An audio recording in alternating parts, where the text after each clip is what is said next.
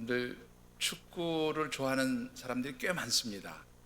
혹시 축구 팬이 전 세계에 얼마나 되는지 아십니까? 축구 좋아하는 사람들 얼마쯤 될 것 같으세요? 몇 명쯤 될 것 같습니까?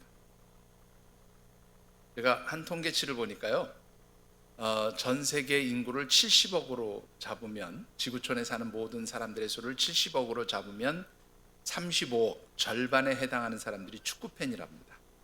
대단하지요? 그런가 하면 우리 전 세계에서 인구가 가장 많은 나라, 어떤 나라일까요? 중국. 중국의 인구가 얼마쯤 되는지 아십니까, 여러분들?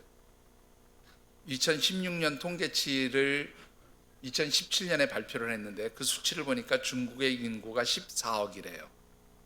굉장히 많죠. 자, 그런가 하면 우리 구교, 캐톨릭 신앙을 가지고 있는 사람들의 수는 얼마쯤 될까요? 전 세계에 캐톨릭 신앙을 가지고 있는 사람들, 캐톨릭에서 신앙생활하는 사람들, 구교에서, 천주교에서 신앙생활하는 사람들 숫자는 역시 2016년 통계를 기준으로 13억이랍니다. 굉장히 많은 숫자죠. 자, 제가 왜 이렇게 사람의 인구수가 얼마나 많으냐, 무슨 인구가 얼마나 되느냐 이렇게 이야기를 하는 것은 이 기업의 이야기를 좀 해보고 싶어서 그런데요. 여러분들 잘 아시는 우리 인터넷과 관련된 기업 중에 페이스북을 창업한 기업이 있어요.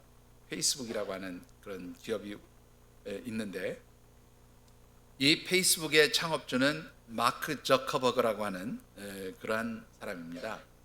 1984년생이니까요. 우리나라 나이로 몇 살쯤 됩니까? 84, 94, 2004, 2014. 계산이 잘하는데 한 38 정도밖에 되지 않나. 아주 젊은 친구예요. 그런데 이 젊은 친구가 2004년 2월 달에 이 페이스북이라고 하는 그런 그 소셜 네트워크망을 이제 만들었어요. 여러분들, 이 마크 저커버그가 만든 페이스북이라고 하는 이 소셜 네트워크망에 그 만들어진 지 올해까지 계산을 하면 대략 한 18년 정도 됐거든요. 근데 이 페이스북을 이용하는 사람들의 수가 얼마쯤 되는지 아세요, 여러분? 전 세계에서. 이 얘기를 하려고 지금 앞에 이만큼 많은 숫자가 있습니다, 이 얘기를 제가 얘기한 건데, 페이스북을 사용하는 숫자가 20억이에요. 대단하죠? 한 기업이 만든 소셜 네트워크망에 접속해서 그것을 사용하는 사람들의 수가 20억인데, 불과 이게 몇 년 동안 만들어진 숫자이냐면 18년 동안 만들어진 숫자예요. 이게 얼마나 대단한 숫자인지를 제가 설명하면, 아까 제일 많은 수, 전 세계 인구의 절반 가까이에 해당하는 축구팬 35억이라는 숫자가 만들어지기 위해서 어느 정도의 시간이 걸렸냐면 150년이라는 시간이 걸렸다고 합니다. 그러니까 축구가 나오고 150년 동안 세월이 흘러가면서 축구팬이 35억이 됐다는 얘기예요. 그런데 이 페이스북이라고 하는 기업에서 만든 소셜 네트워크망은 불과 18년 만에 20억이라고 하는 사람들이 그것을 사용하고 있다는 거죠. 대단하지 않습니까? 비결이 뭘까요? 이유가 뭐라고 생각하십니까? 자, 여러분들, 다른 연구를 조금 끌어다가 제가 설명을 좀 드리고 싶은데요. 우리 인류 역사상 가장 오랜 기간에 걸쳐서 가장 많은 비용을 들여서 인간에 대한 연구를 한 그런 일이 있어요. 이 연구는 1938년하고 1944년도, 꽤 오래된 일인데, 1938년과 1944년부터 하버드 대학생 268명, 당시 하버드 대학교 2학년 남학생 268명을 선정을 해서 1938년과 1944년부터 이들의 생애를 추적 조사했어요. 이때 대학교 2학년이었던 학생들이 일생을 어떻게 살아갔을까? 그것을 무려 몇 년 동안 조사를 했냐면 76년 동안 조사를 했는데, 이때 들어간 비용이 2천만 달러라는 연구비가 들어갔습니다. 이 연구를 한 목적은 뭐냐면, 인간은 어떻게 성숙해져 가는가, 인간을 성숙하게 만드는 것이 무엇인가, 이거를 조사하기 위해서 무려 76년 동안 268명에 해당하는 남성들을 그 생애를 샅샅이 살펴본 거예요. 연구 대상으로 삼아서. 근데 뭐 많은 데이터가 나왔죠. 많은 자료가 나왔는데 이 연구를 딱 한마디로 정리를 하면 뭐라고 얘기할 수 있느냐? 어떤 학자가 그렇게 얘기를 했어요. 뭐라고 했냐면 Happiness is love. 무슨 말인지 이해가 되세요? 행복, 그러니까 사랑, 행복은 사랑입니다. 행복해진다는 건 사랑입니다라고 이 연구의 결과를 그렇게 설명을 했어요. 네. 행복은 사랑입니다. 그런데 이 말이 무슨 말인지 이해하시겠습니까? 사람을 행복하게 만드는 것은 뭐 하는 거예요? 사랑하는 거예요. 사랑할 때 사람은 행복해진다는 겁니다. 그런데 이 사랑한다는 것은 다른 말로 표현하면 관계를 맺는 거예요. 여러분들 사랑하는 것은 관계가 맺어지는 것이지 관계가 없이 사랑할 수 없어요. 그죠? 관계가 맺어지는 것을 의미해요. 그러니까 사람은 사람과 사람 사이에 관계를 맺고 사랑을 할 때 행복해진다는 거예요. 이것을 다른 말로 바꾸면 사람은 사랑할 때에, 관계를 맺을 때에 어떻게 해요? 성숙해진다는 말이기도 합니다. 자, 그래서 사람들에게는 본질적으로 갈망이 있다고 그래요. 어떤 갈망입니까? 사람과 사람 사이에 관계를 맺고 사랑하고 싶은 그런 갈망들이 있다는 거예요. 근데 이 사람과 사람 사이에 관계를 맺어주고 사랑하는 사이가 되도록 만들고 싶어하는 그 사람들의 갈망을 누가 채워줬는가 하면 이 페이스북이 채워줬다는 거예요. 그래서 전 세계의 모든 사람들은 아니지만 전 세계 인구의 거의 3분의 1 가까이 되는 사람들이 이 페이스북에 접속해서 모르는 사람을 만나고 관계를 맺고 거기서 그런 어떤 행복해짐을 느끼고 있다는 겁니다. 여러분들 페이스북을 사용하는 사람들, 이 마크 저커버그가 만든 페이스북과 함께 이 소셜 네트워크망이 3개가 있어요. 하나는 뭐냐면 페이스북이고 또 하나는 인스타그램이고 또 하나는 왓츠앱이라고 하는 겁니다. 3가지가 이 회사에서 만든 소셜 네트워크망인데 이 소셜 네트워크망에 들어가서 시간을 소모하는 사람들, 사용하는 이 3가지 망을 통해서 자기가 어떤 관계를 맺는 사람들과 인터넷상에서 관계를 맺는 사람들이 그 소셜 네트워크망을 사용하는 시간이 얼마냐면 한 사람당 평균 60분이래요. 하루에. 근데 저도 페이스북에 가입돼 있고 가끔 페이스북을 사용하는데 저 같은 경우 한 달에 한 번 정도 들어가 볼까 말까 하거든요. 근데 그 사람들이 제 시간까지 다 가져간 거라고 생각해 보세요. 그러면 이 페이스북이나 인스타그램이나 혹은 왓츠앱이라고 하는 이 소셜 네트워크망을 사용하는 사람들이 그것을 사용하면서 보내는 시간은 뭐냐면 가족들 사이에서 가족들과 대화하는 시간보다 훨씬 더 많다는 거예요. 한 통계는 뭐라고까지 얘기했냐면 그 사람이 일하는 시간보다 이 페이스북이나 이런 소셜 네트워크망을 사용하는 것에서 더 많은 시간을 보내고 있다. 이렇게도 이야기를 합니다. 자, 바로 이렇게 많은 사람들이 페이스북이나 인스타그램이나 혹은 왓츠앱이라고 하는 이 소셜 네트워크망에 들어와서 그것을 사용함으로 인해서 이 페이스북이라고 하는 기업, 이 기업이 바로 그야말로 플랫폼 기업이 되었다. 그렇게 이야기합니다. 많은 사람들이 들어와서 어쨌든 사용하니까 플랫폼 기업이 됐다는 거예요. 그런데 여기서 제가 지금 여러분들에게 한 가지 질문을 던지고 싶어요. 인터넷상에 들어가서 페이스북이나 혹은 인스타그램이나 이런 소셜 네트워크망, 사람들과 사람들의 관계를 이어주는 그것을 소셜 네트워크망이라고 하는데 이 SNS 소셜 네트워크망에 들어가서 사람들, 모르는 사람들과 관계를 맺고 여러 가지 정보들을 주고받을 때에 행복해진다는 것이 진짜 행복이냐라는 거. 여러분들 어떻습니까? 여기 페이스북 사용하시는 분 계세요? 한 분도 안 계십니까? 우리 젊은 청년 혁수 형제 페이스북 쓰십니까? 안 써요? 인스타그램 하죠? 인스타그램 할 때 행복해서 하세요? 자, 뭐 행복한지 잘 모르겠어요. 행복해지려고 합니까? 예, 여러분들 재밌는 거는요, 이 페이스북이나 인스타그램이나 이런 거를 많이 사용하는 사람들의 특징이 뭐냐면 짝이 없는 사람이래요. 우리 혁수 형제 짝 없죠? 그런데 짝이 생기면 이 페이스북이나 혹은 인스타그램이나 이런 거를 사용하는 시간이 현격하게 줄어든다는 거예요. 그러니까 그 관계적인 욕구, 짝을 만나고 싶은 욕구가 바로 그것을 사용하는 시간들이 늘어난다는 거예요. 그것을 통해서 간접적으로 행복을 추구해 가고 있다는 겁니다. 그러니까 이 얘기는 뭐냐면 진짜 행복이 없다 그 말이에요. 여러분들, 우리가 어떻게 하면 진짜로 행복해질 수 있을까요? 우리 하늘샘교회 20번째 생일이 있는 이 10월달 우리가 함께 묵상하는 말씀의 주제 같이 한번 읽어보실까요?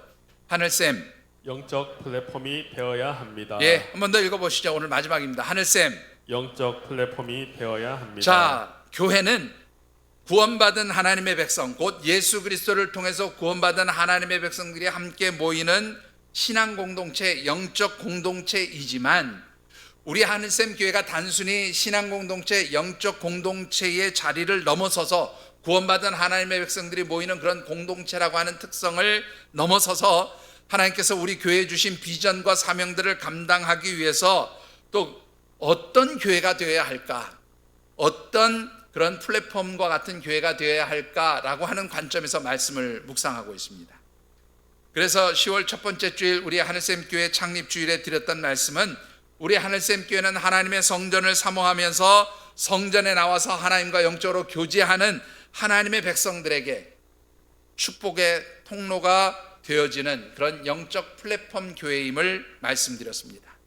두 번째 주일에 드렸던 말씀은 우리 하늘샘 교회는 이 세상에서 영적으로 갈급함을 느끼며 살아가는 사람들에게 그 갈급한 영적 갈망을 채워주는 그러한 플랫폼 교회가 되어야 한다는 말씀도 드렸습니다.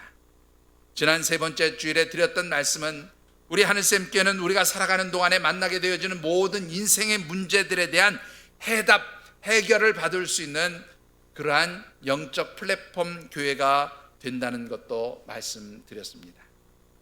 오늘 마지막 네 번째로 드리고 싶은 말씀은 이 하늘샘 교회는 우리 하나님과 관계를 맺는, 하나님과 연결시켜주는 영적 소셜 네트워크라고 하는 것이죠.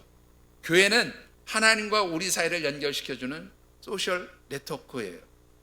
그리고 이 교회를 통해서 하나님과 우리가 교제하고 만나게 되어지는 바로 그런 것입니다. 바로 그런 영적 소셜 네트워크 플랫폼 교회가 우리 하늘샘 교회가 되어야 한다는 말씀을 드리고 싶습니다. 오늘 우리에게 주신 하나님의 말씀은 특별히 사도 바울이 에베소 교회 성도들에게 보낸 편지 가운데 한 부분입니다. 오늘 이 주신 말씀을 묵상해 보면 우리 하나님의 백성된 성도들이 누구와 어떤 관계를 맺을 때에 진정으로 우리의 삶이 행복해질 수 있는가를 아주 잘 보여주고 있는 말씀입니다. 특별히 주신 말씀을 묵상하는 가운데 우리 하늘샘 교회를 통해서 사랑하는 성도 여러분들의 삶의 자리가 진정으로 행복한 삶이 되어지시고 또 그럴 때 우리 하늘샘 교회가 정말로 이 세상에서 하나님 기뻐하시는 축복의 통로로서의 사명을 감당하는 그런 아름다운 역사들이 나타나게 되기를 주님의 이름으로 축원합니다.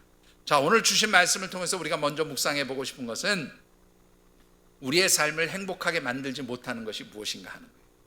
무엇이 우리를 행복하게 살지 못하도록 만드는가 하는 것인데 하나님과의 관계가 단절되어지면 우리의 삶은 행복해지지 않습니다. 오늘 주신 말씀 가운데 참고 말씀 에베소서 2장 1절로부터 3절까지 말씀을 우리 같이 한번 받들어 읽어보겠습니다. 그는 허물과 죄로 죽었던 너희를 살리셨도다. 그때에 너희는 그 가운데서 행하여 이 세상 풍조를 따르고 공중의 권세 잡은 자를 따랐으니 곧 지금 불순종의 아들들 가운데서 역사하는 영이라. 전에는 우리도 다 그 가운데서 우리 육체의 욕심을 따라 지내며 육체와 마음에 원하는 것을 하여 다른 이들과 같이 본질상 진노의 자녀이었더니. 자, 여러분들 이 말씀을 보면 우리가 어떤 존재인가 하는 것을 아주 잘 설명해 주고 있습니다. 먼저 1절을 잠깐 보시면 우리는 죄와 허물로 어떤 존재예요? 죽었던 존재라 그렇게 말씀합니다. 이게 무슨 말인가 하면 우리 성도들이나 또 우리 이제 기도를 할 때 보면 죽을 수밖에 없는 죄인들을 우리 주님께서 구원해 주시고 이렇게 표현을 해요. 사실 그게 정확한 표현은 틀렸어요. 죽을 수밖에 없는이 아니라 이 말씀 그대로 하면 이미 어떻게 해요? 죽었던 존재예요. 죽었던 존재. 무엇으로 인해서? 우리가 지은 죄로 인해서 이미 죽었던 존재예요. 그리고 그렇게 죽음에 이르게 되어진 것은 3절 보니까 본질상 하나님의 진노를 받아서 죽었던 존재입니다. 정리해 보면 우리가 지은 죄로 인해서 하나님의 진노를 받고 우리는 어떤 자리에 있어요? 죽음의 자리에 있었던 존재들이라 그렇게 말하고 있습니다. 자, 여러분들, 우리가 하나님의 진노를 받고 죽음의 자리에 있게 만든 것이 무엇일까요? 무엇이 우리를 그렇게 만들었어요? 2절 말씀 보시면 1절 말씀 보시면 그게 바로 죄와 허물이에요. 우리가 지은 죄와 허물이 우리를 하나님의 진노를 받게 하고 죽음의 자리에 들어가게 만들었다는 겁니다. 중요한 것은 뭐냐면 이 죄라는 것이 뭐냐는 거예요. 죄라는 거. 2절 말씀에 그 죄가 무엇인지를 아주 잘 설명하고 있어요. 여러분들 2절을 다시 한번 보시죠. 2절을 풀어보시면 하나님 말씀에 순종하지 않고 육체의 욕심을 따라 지내며 육체와 우리의 마음이 원하는 것, 이것을 다른 말로 바꾸면 곧 육신의 정욕에 따라 살아감으로써 하나님 말씀에 불순종하며 공중의 권세 잡은 자 곧 불순종의 아들들 가운데서 역사하는 사단을 따라 살아가는 것, 이게 바로 죄라고 그렇게 말씀하고 있습니다. 자, 이렇게 얘기하니까 되게 어렵고 복잡해지는 것 같은데 조금 풀어서 설명해 보십시다. 이 말씀을 가장 잘 보여주는 게 어디에 있는 말씀인가 하면 창세기 3장에 나오는 인간의 첫 번째 타락의 모습을 보면 아주 분명해져요. 자, 여러분들이 잘 아시는 대로 하나님께서 태초에 천지를 창조하시고 특별히 에덴 동산을 만드시면서 그 에덴 동산에 아담과 하와를 두고 이제 그곳에서 살게 하셨죠. 그런데 이 아담과 하와를 누가 와서 꼬십니까? 뱀으로 그렇게 위장한 사단이 와서 아담과 하와를 속여요. 뭐라고 속입니까? 하나님이 먹지 말라고 한 저 선악을 알게 하는 나무의 열매를 먹으면 너희들이 하나님과 같이 될 것이다. 그렇게 속이지요. 그래서 하와가 그 뱀의 꼬임을 받고 선악을 알게 하는 나무의 열매를 보는 순간 보암직스럽고 먹음직스럽고 지혜롭게 할 만큼 탐스럽게 보였어요. 그래서 그것을 먹었어요. 그리고 자기의 남편에게도 줘서 먹게 했어요. 하나님께서 하지 말라고 하는 말씀, 하나님의 법을 불순종하고 어기게 된 거죠. 자, 그런데 여러분들, 이 아담과 하와가 하나님이 하지 말라고 하는 선악을 알게 하는 나무의 열매를 따먹는 순간 아주 비극적인 세 가지의 사건이 일어나게 됩니다. 그것이 무엇입니까? 바로 관계의 단절이 일어났어요. 첫 번째 일어난 비극적 사건은 뭐냐면 아담과 하와가 선악을 알게 하는 나무의 열매를 따먹고 난 이후에 누구의 낯을 피하기 시작해요? 하나님의 낯을 피하기 시작해요. 하나님과 교제하고 하나님과 함께 동산을 거닐던 그들이 하나님의 낯을 피해서 숨기 시작했어요. 하나님과의 관계가 단절되었어요. 두 번째 어떤 비극이 일어났습니까? 인간과 인간 사이, 사람과 사람 사이의 관계가 깨어졌어요. 어떻게 깨어졌습니까? 하나님께서 아담에게 묻습니다. 아담아, 너 누가 그 선악을 알게 하는 나무의 열매를 먹으라고 하더냐? 그랬더니 아담이 뭐라고 대답해요? 하나님, 제가 따먹었어요. 잘못했습니다. 이게 아니고 뭐라고 얘기해요? 하나님께서 저에게 짝지어 주신 저 여자 하와가 따먹으라 그랬거든요. 먹으라고 그랬거든요. 자기의 죄를 누구에게 미루어 버립니까? 아내인 하와에게 미루었어요. 결국 이 사건은 인간과 인간의 관계가 끊어지는 거예요. 단절되어지는 것을. 하와에게 또 묻습니다. 하와야, 누가 너보러 그 선악을 알게 하는 나무의 열매를 먹으라고 하더냐? 하나님 만드신 저 뱀이 와가지고 저를 꼬셨거든요. 그래서 먹었거든요. 바로 인간과 하나님 만드신 자연의 관계가 깨어지는, 하나님 만드신 피조물과 인간의 관계가 단절되어지는 순간이 찾아오게 됩니다. 그 결과 어떻게 해요? 사람들에게 아주 비극적인 불행한 사건이 일어났어요. 하나님 주신 영원한 생명의 세계에서 그들은 내어 쫓김을 당하고 그들은 어떻게 해요? 이제는 제한된 생명을 가지고 살다가 죽고 흙에서 왔으니 흙으로 돌아가는 존재가 되어버렸어요. 또 어떤 비극이 있습니까? 하나님께서 주신 그 에덴 동산에서 마음껏 무엇이든지 하나님 주신 것을 먹을 수 있었던 그들이 땀 흘려 수고해야 먹을 수 있게 되었어요. 해산의 고통을 치러야 자녀를 낳을 수 있게 되었어요. 특별히 땀 흘려 수고해서 먹기 위해서는 어떻게 해요? 그 하나님 지으신 자연, 이 땅이 가시와 은건키를 내는 그것을 걷어내고 가꿔야 먹을 수 있는 그런 고통이 찾아왔어요. 하나님과의 관계 단절, 곧 우리가 지은 죄와 허물로 인해서 하나님과의 관계가 단절될 때에 우리의 삶이 어떻게 해요? 불행해진 거예요.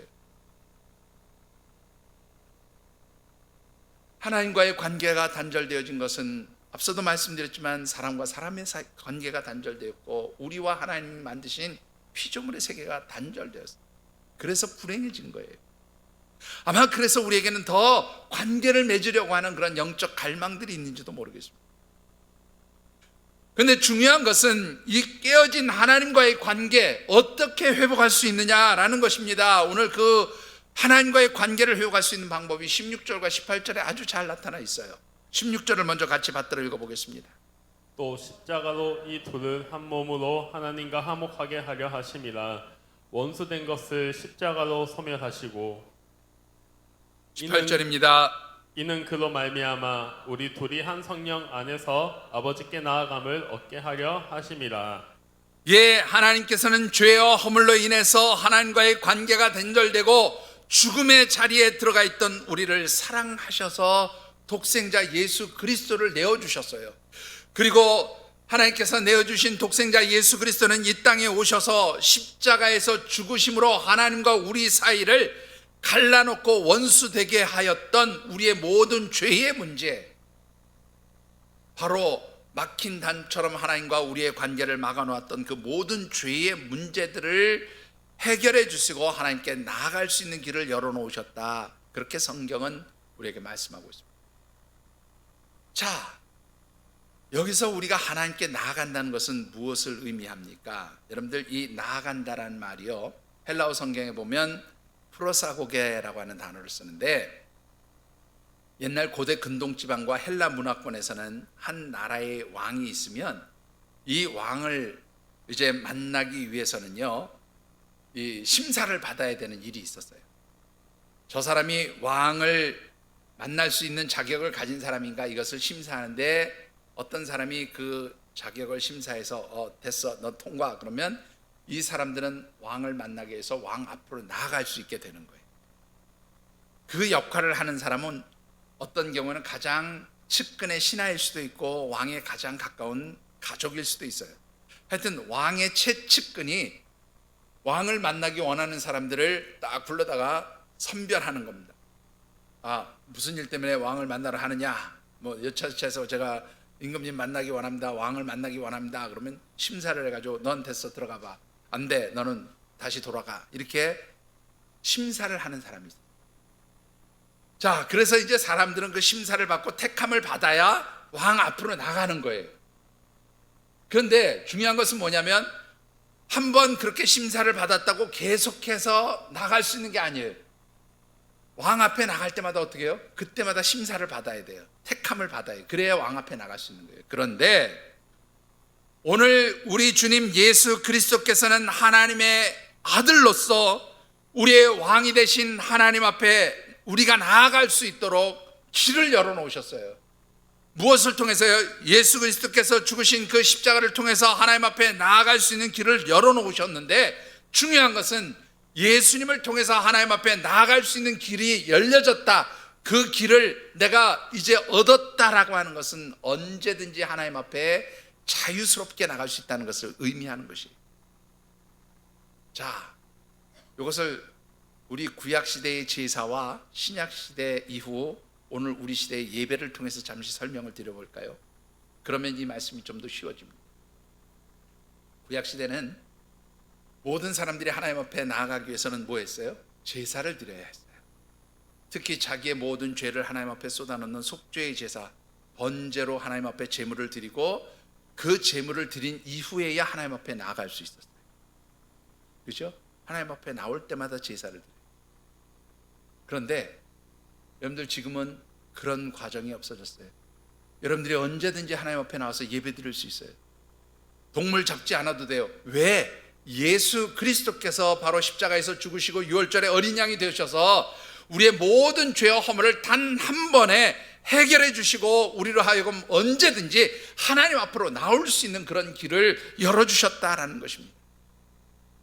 중요한 것은 바로 하나님께 나올 수 있는 길을 예수님께서 열어주셨다는 바로 그 말은 하나님과 우리의 관계가 어떻게 해요? 회복되었다라는 것을 의미하는 말씀인 줄 믿으시기 바랍니다. 예?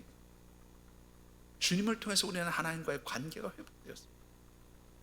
자, 그런데요, 예수 그리스도께서 십자가를 통하여 우리가 하나님 앞에 나올 수 있고 하나님과의 관계를 회복할 수 있는 길을 열어놓으셨는데, 문제는 이것이 나의 것이 되기 위해서는 필요한 것 두 가지가 있어요. 자, 그것이 무엇일까요? 그 첫 번째는 하나님의 성전 교회로 나와야 한다는 것입니다. 여러분들 18절의 말씀을 다시 한번 받들어 읽어보겠습니다. 이는 그로 말미암아 우리들이 한 성령 안에서 아버지께 나아감을 얻게 하려 하심이라. 자, 아버지께로 나아감을 얻게 하셨어요. 그 아버지께로 나간다는 것은 다른 말로 표현하면 하나님께서 임재해 계시는 보이는 건물로서의 성전 교회로 나와라 하는 말이에요. 이미 여러 차례 말씀을 드렸습니다만 이 보이는 건물로서의 하나님의 성전 교회는 하나님께서 그 택하신 백성들을 만나는 공간적 의미에서의 교회입니다. 장소로서의 교회예요. 그렇기 때문에 우리가 하나님을 만나기 위해서는 먼저 어디예요? 하나님 성전으로, 하나님께서 세우신 교회로 나와야 하는 것입니다. 자, 왜 교회로 나와야 합니까? 이것을 알기 위해서는 교회를 세우신 분이 누군지 보셔야 돼요. 마태복음 16장 18절의 말씀을 같이 한번 읽어보실까요? 마태복음 16장 18절입니다. 또 내가 내게 이르노니 너는 베드로라. 내가 이 반석 위에 내 교회를 세우리니 음부의 권세가 이기지 못하리라. 자, 잘 아시는 대로 예수님께서 가이사라 필리포에서 제자들에게 묻습니다. 너희는 나를 누구라 하느냐? 그때 예수님께서 물으신 그 질문에 대해 베드로가 주는 그리스도시요 살아계신 하나님의 아들이십니다. 아주 멋진 신앙 고백을 합니다.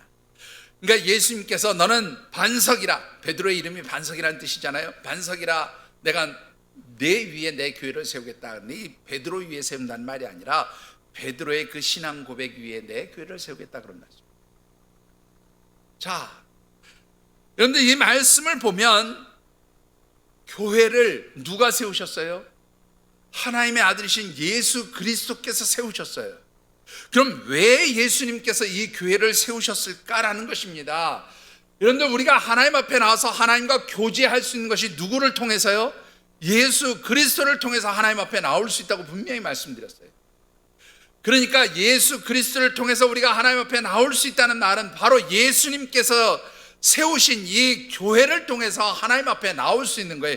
이 교회를 통해서 하나님과 교제할 수 있는 거예요. 이 교회를 통해서 하나님을 만날 수 있다는 바로 그 사실을 여러분들이 잊지 않게 되기를 주의 이름으로 축원합니다. 바로 주님께서는 이 교회를 통해서 우리의 모든 죄의 문제를, 주님께서 십자가를 통해서 주신 그 모든 용서의 은총을 교회를 통해서 용서함 받고 이 교회에 와서 하나님과 교통하고 만나고 교제하고 그래서 하나님의 은혜를 받을 수 있게 해주십니다. 여러분들, 분명히 말씀드리지만 왜 주님께서 교회를 세우셨습니까? 어떤 분이 그런 얘기를 합니다. 하나님 전 세계 어느 곳에나 다 임재해 계시는 분이 하나님이신데 우리가 교회에 나오지 않고 집에서 예배 드리면은 거기는 성전이 안 됩니까?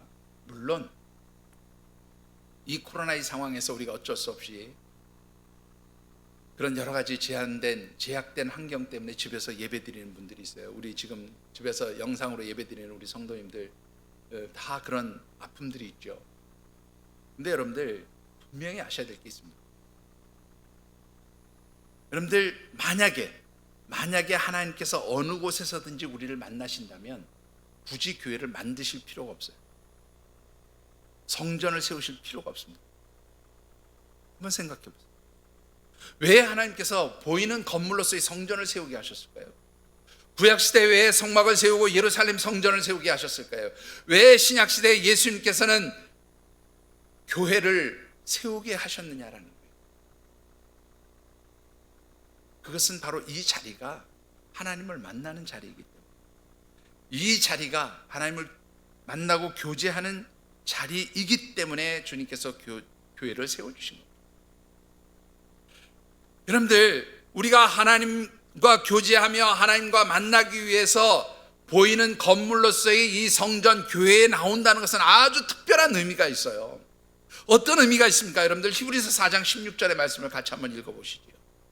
그러므로 우리는 긍휼하심을 받고 때를 따라 돕는 은혜를 얻기 위하여 은혜의 보좌 앞에 담대히 나아갈 것이니라. 우리가 하나님의 긍휼히 여기심을 받는 은혜, 곧 죄와 허물로 영원한 죽음 가운데 있던 우리가 긍휼히 여기시는 하나님의 은혜를 받기 위해서는 어떻게 해요? 하나님의 때를 따라 돕는 은혜를 받기 위해서는 은혜의 보좌, 곧 하나님 임재해 계시는 하나님 성전으로 나와야 한다는 것입니다. 여러분들, 이 말씀 정말로 특별한 말씀이에요. 한번 생각해 보시자고요. 구약시대에 하나님을 만난다라는 것은 두려움을 의미했습니다. 왜냐하면 죽을지도 모르기 때문에. 예를 들어서 한번 생각해 보시죠. 모세의 경우를 보십시다. 모세는 하나님께서 친히 부르신 하나님의 종이었어요. 그런데 이 모세가 출애굽 3장에 보면 하나님의 부르심을 호렙산에서 받게 되는데, 그 가시떨기나무 아래 임재하신 하나님의 부르심을 받을 때에 모세가 하나님 뵙는 것을 두려워하여 자신의 얼굴을 가렸어요. 그리고 하나님께서도 모세에게 뭐라고 말씀하시냐면, 내 얼굴을 보지 말라. 왜냐하면 하나님의 얼굴을 보고 살 자가 없으므로 내 얼굴을 보지 말라, 그렇게 말씀하십니다. 여러분들, 그런가 하면 이사야가 우시아 왕이 죽던 해에 하나님 성전에 오르게 됩니다. 이사야에서 6장에 나오는 말씀. 근데 이사야가 하나님 성전에 올라서 하나님의 영광을 보게 돼요. 그때 이사야가 한 고백이 무엇입니까? 화로다 나여 망하게 되었다다. 내가 죄인 중에 거하면서 거룩하신 하나님을 배웠기 때문이라, 그렇게 고백합니다. 여러분들, 구약시대에 하나님을 만난다는 것은 두려움이에요. 왜냐하면 잘못해서 죽을 수도 있기 때문이에요. 여러분들, 제가 지난 금요일인가요? 우리 심야기도회 때 그런 말씀 드렸는데, 구약시대에 하나님의 성전에 들어갈 때에 특별히 하나님의 지성소, 하나님의 임재하심이 있다고 생각되어지는 지성소에는 대제사장만 1년에 딱 한 번 들어갈 수 있어요. 근데 이 대제사장이 하나님 임재해 계시는 지성소에 들어갈 때 어떻게 하고 들어갔냐면, 이 몸에다가 끈을 하나 묶고 방울을 달고 들어갔어요. 그래서 지성소 안에 들어가서 하나님께 이스라엘 백성들의 모든 죄를 하나님 앞에 내어놓고 대속하는 그러한 기도를 하고 하나님 앞에서 그렇게 자기에게 주신 그 직분을 감당할 때에 딸랑딸랑하는 구슬 그 방울 소리가 들리면, 아, 저 사람이 아직 살아있구나, 제사장이 아직 살아있구나, 그렇게 알았어요. 근데 이 방울 소리가 들리지 않으면 뭐예요? 제사장이 하나님의 진노를 받아서 죽은 거예요. 그러면 그 하나님 지성소에 들어가지 못하니까 어떻게 해요? 몸에 묶은 그 노끈을 가지고 당겨요. 그래서 그 죽은 제사장이 시신을 끌어냈어요. 구약시대는 하나님을 만나는 것이 두려움이에요. 잘못하면 죽을 수 있기 때문에 두려울 수밖에 없어요. 그런데 예수 그리스도께서 그 두려움을 뭘로 바꿔주셨어요? 은혜로 바꿔주셨다는 거예요. 하나님 주시는 사랑을 받는 자리로, 긍휼히 여기심을 받는 그런 축복의 자리로 주님이 바꿔주셨어요. 그래서 교회를 뭐라고도 얘기하는가 하면 시은소라고도 얘기해요. 베풀시 은혜은, 그 다음에 장소를 나타내는 바소, 그래서 시은소라고도 얘기해요. 옛날에 우리 찬송가 중에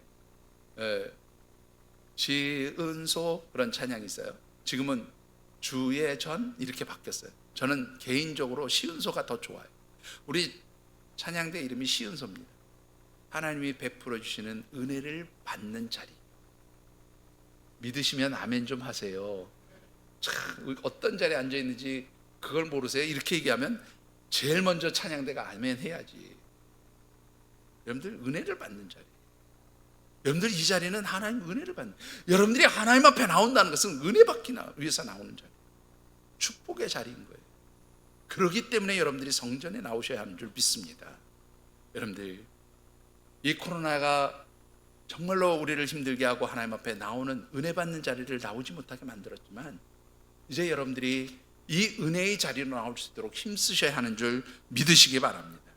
자, 두 번째로는요, 우리가 하나님 앞에 나와서 하나님의 은혜를 받고 하나님과 영적으로 교제하며 만나는 그런 자리에 오르기 위해서는 두 번째 해야 될 게 뭐냐면 하나님의 성전으로 지어져 가야 돼요.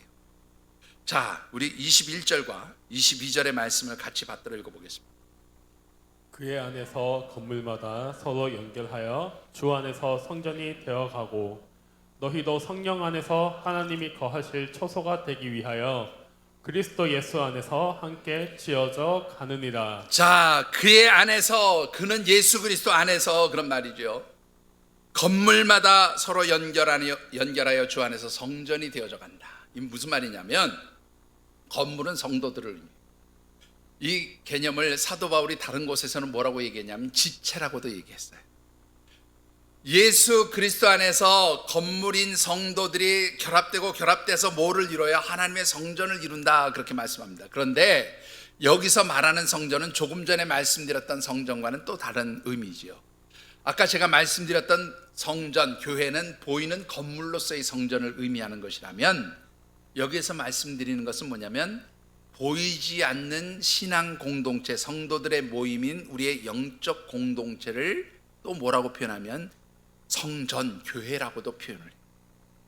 그래서 여러분들 교회를 뭐라고도 표현하냐면 헬라어로 에클레시아라고 그래요. 이 에클레시아라는 말은 에크라는 무엇으로부터 그런 뜻이고요, 레시아는 콜이에요. 클레시아는 콜이에요. 콜. 세상으로부터 불러내어서 구별되어진 사람들의 모임, 이게 바로 교회예요. 보이지 않는 교회입니다. 그러니까 우리 지금 이 예배드리는 건물은 보이는 교회이고, 여러분들 우리 하늘샘 교회에 등록되어진 모든 성도들의 모임은 보이지 않는 교회예요. 자, 그런데 이 보이지 않는 교회가 예수 그리스도 안에서 서로 연결되어져서 뭐가 되어진다고요?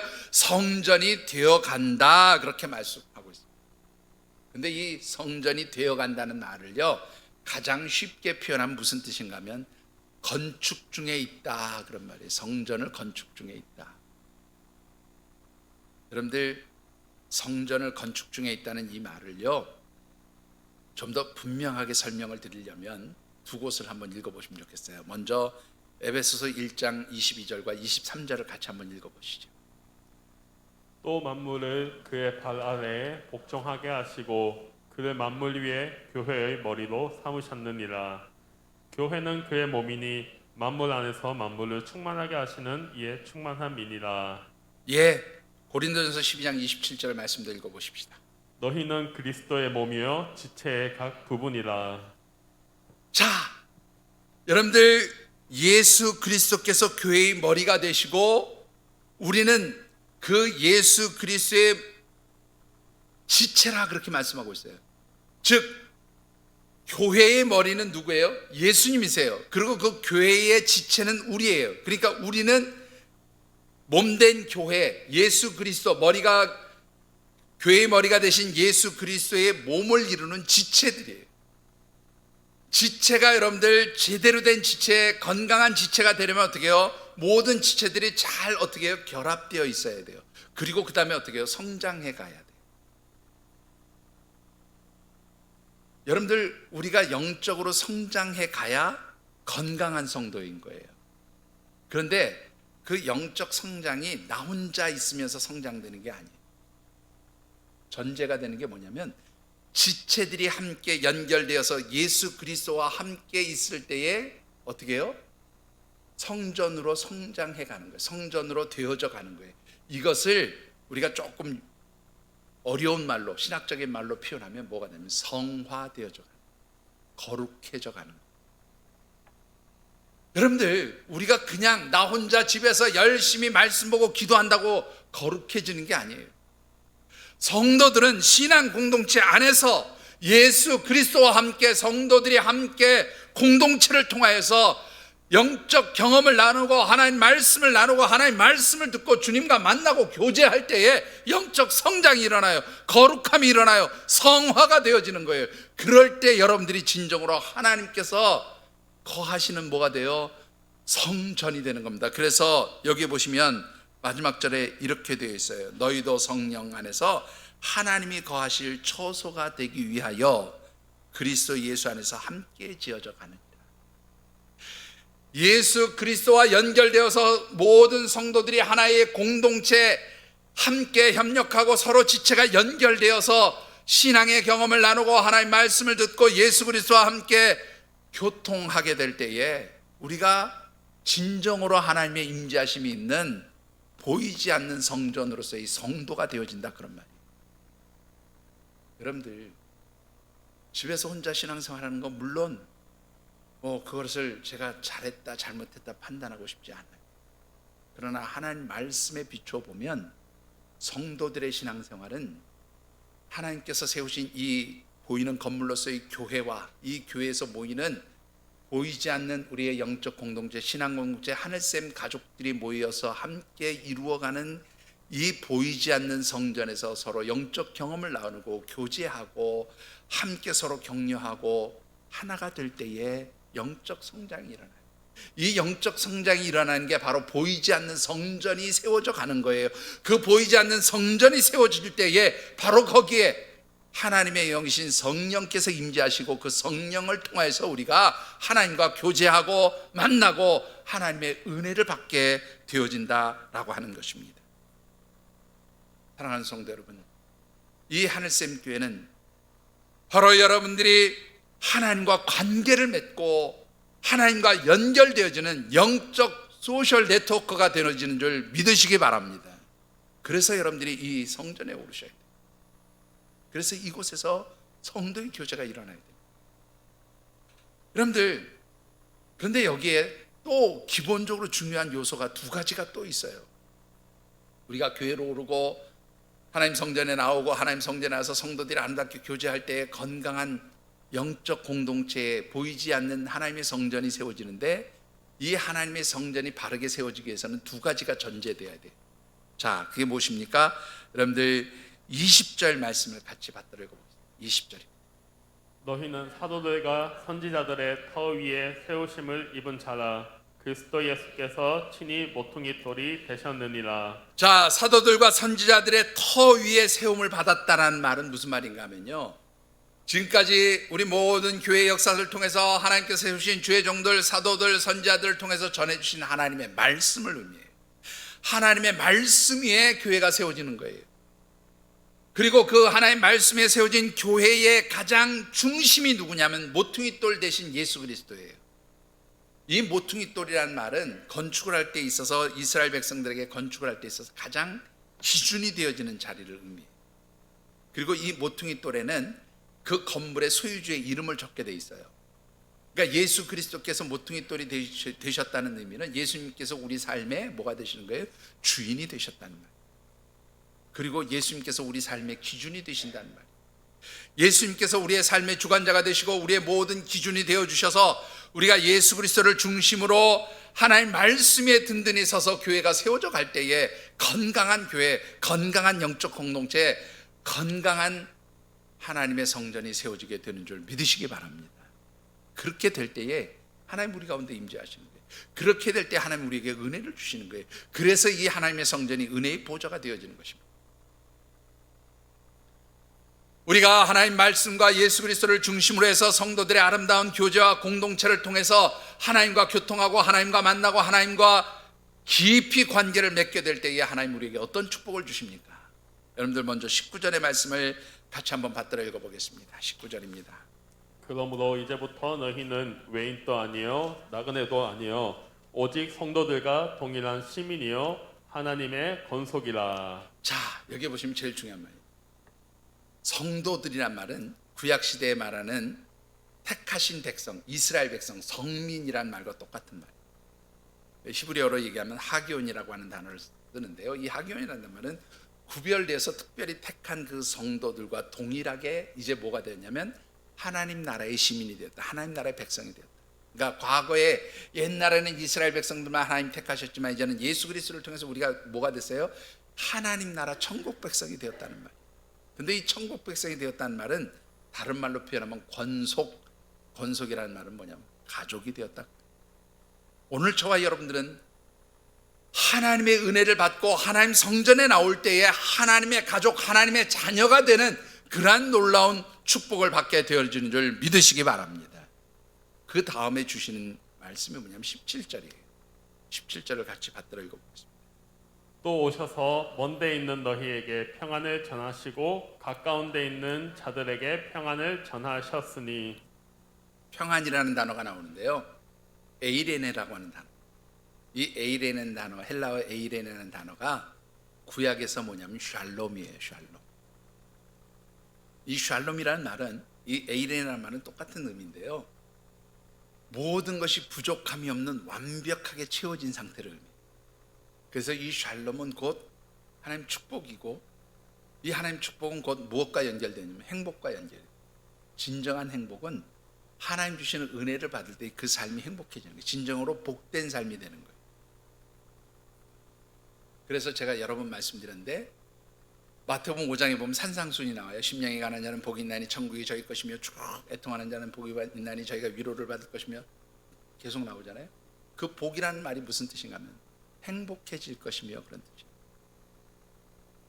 요즘 말로 정확하게 보면 행복해질 거예요. 하나님의 복을 받는 사람이 행복해지는 거예요. 하나님의 은혜를 받는 사람이 행복해지는 거예요. 하나님께서 예수 그리스도를 통하여 세우신 이 성전에 오르고, 이 성전을 통하여 성도 간의 아름다운 믿음의 교제가 일어나고 성도 간의 아름다운 교통이 일어날 때 하나님과 우리의 관계가 연결되어지고, 그럴 때 하나님의 은혜가 임하면서 우리가 행복해지는 거예요.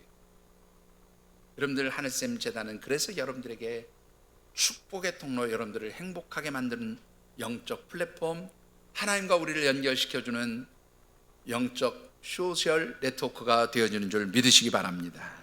말씀을 맺습니다. 아주 옛날 드라마인데요, 그 왕건이라고 하는 드라마가 있었어요. 혹시 기억하십니까? 제가 건축할 때 아무것도 하기가 싫어. 너무, 우리 교회 건축할 때 너무 지치고 힘들어서 건축 끝나고 교회 가면, 그때 뭐 새벽 예배고 아무것도 없었을 때, 그 밤에 좀 늦게까지 이 드라마를 본 적이 있어요. 근데 이 왕건이라는 드라마를 볼 때 그런 장면이 나옵니다. 어떤 장면이 나오냐면, 그 유장자라는 사람이 나와요. 나중에 이제 왕건의 장인이 되는 사람입니다. 유장자가 전쟁터에 나가는 자기 딸 부용이라는 아가씨를 왕건에게 들여보내서 하룻밤 수청을 빌게 합니다. 그러니까 그 유장자의 부인이 뭐라고 얘기하냐면, 아니, 이 관연한 딸을 그렇게 하룻밤 외간 남자한테 그렇게 맡겨버리면 저 딸아이의 장래를 어쩌려고 도대체 그러느냐. 그리고 이제 아내가 막 걱정을 해요. 그랬더니 이 유장자가 뭐라고 얘기를 하냐면, 왕건은 앞으로 왕이 될 사람인데 이 하룻밤의 인연으로 가문이 번창하며 영광을 누리는 삶이 될 것이다. 영광을 누리는 가문이 될 것이다. 그런 얘기를 해요.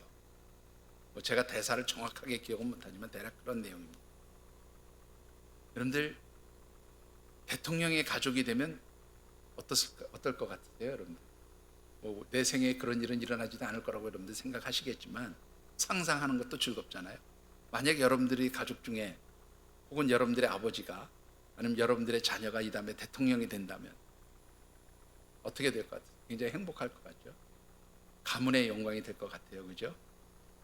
그런데 이 세상에서 인간의 대통령, 인간의 왕과 특별한 관계가 된다는 것이 행복하다고 느껴지는데, 만왕의 왕이신 하나님, 온 우주 만물의 통치자이신 하나님의 가족, 하나님의 자녀가 된다는 것이 얼마나 큰 축복인 것 여러분들이 이해하시겠습니까? 여러분들이 바로 이런 축복받는 하나님의 백성. 그래서 여러분들은 이 하나님의 성전을 통해서 그런 축복을 누릴 뿐만 아니라 이 세상을 향한 축복의 통로가 되어야 하는 줄 믿습니다. 특별히 우리 하늘샘 교회 모든 성도들이 이 코로나 시대이지만 이제 하나님 앞에 나오기를 힘쓰시고, 또 이 하나님 재단을 통해서 주시는 그런 아름다운 은혜를 받기 위해서 성도 간의 아름다운 믿음의 교제가 일어나고, 또 그래서 하나님과 교통할 때에 하나님 주시는 그 놀라운 은혜와 축복으로 세상을 향한 축복의 통로들이 되어지시기를 다시 한번 주님의 이름으로 축원합니다. 기도하겠습니다. 우리 주신 언약의 말씀을 붙들고 이 시간 결단하며 기도하는 시간 같습니다. 지난 한 달 하나님 저희들에게 주신 말씀을 붙듭니다.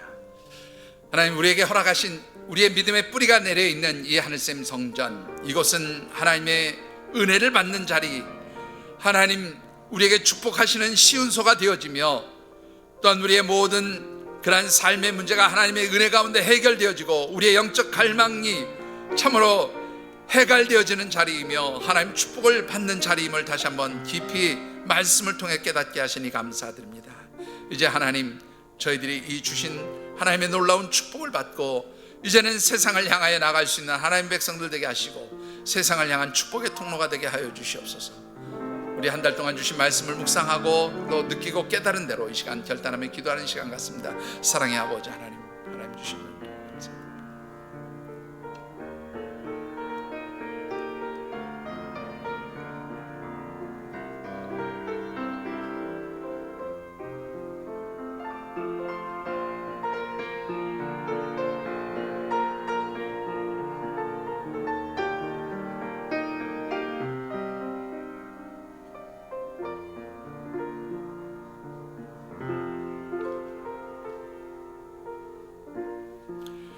하나님, 영원한 죄와 허물 가운데 죽음의 자리에 있던 저희들을 독생자 예수 그리스도를 내어주시고 주님의 십자가를 통하여 하나님과의 관계가 회복되어지는 하나님 자녀, 하나님 백성으로 하나님 전에 오를 수 있는 은혜를 주신 것 감사드립니다.